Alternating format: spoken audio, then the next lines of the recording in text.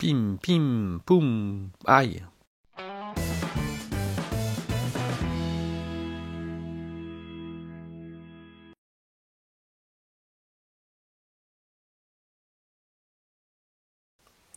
Salut à tous, aujourd'hui on se retrouve pour le déballage et le test de la copie de la NES Mini Classique. Donc voilà la copie de la NES Mini Classique, colis reçu en 3 semaines comme d'habitude, donc acheté sur le site Banggood pour le prix de 20 €.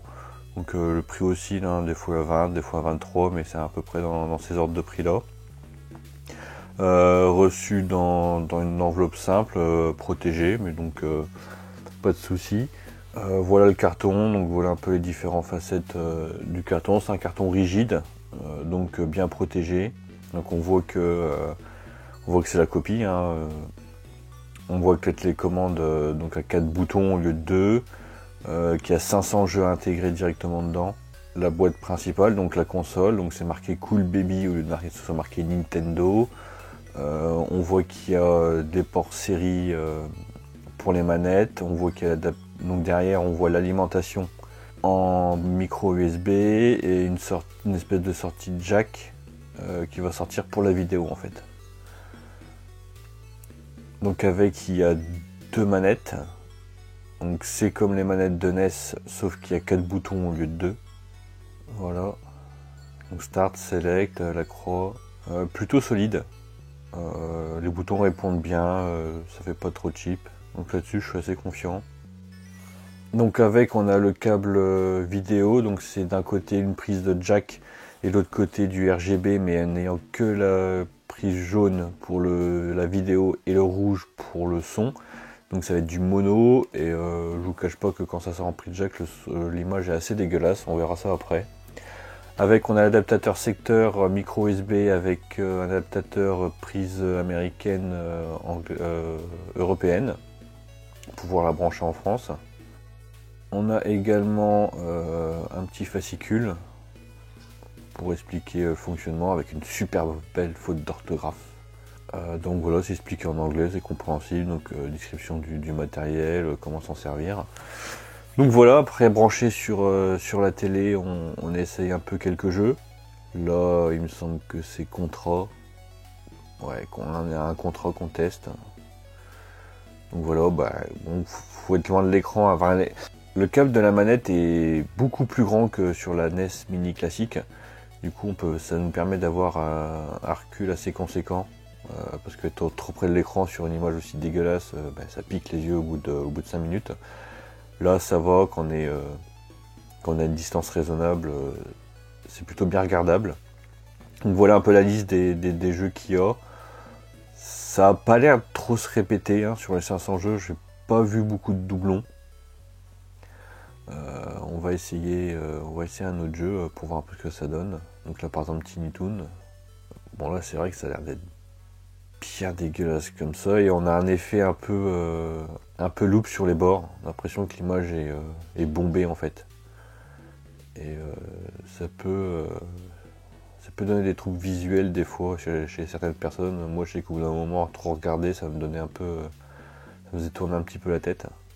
Bon, on va être clair, hein, sur cette console là, ça vaut pas plus de 20 €. Ce que je reprocherais surtout, c'est la sortie vidéo en fait qui est bien dégueulasse. Surtout si vous mettez ça sur un grand écran plat.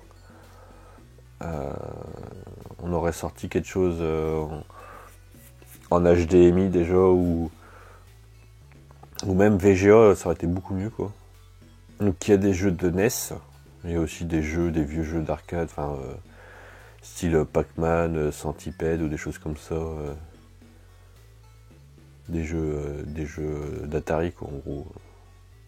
Voilà, comme je vous ai dit, hein, pas beaucoup de doublons. J'ai essayé de trouver un jeu de circuit, un jeu de voiture qui est... j'ai eu un peu de mal à trouver en fait, hein, à part des vieux jeux comme ça. Je vous laisse quand je choisis les jeux pour que vous puissiez voir un petit peu la liste de tout ce qu'il y a.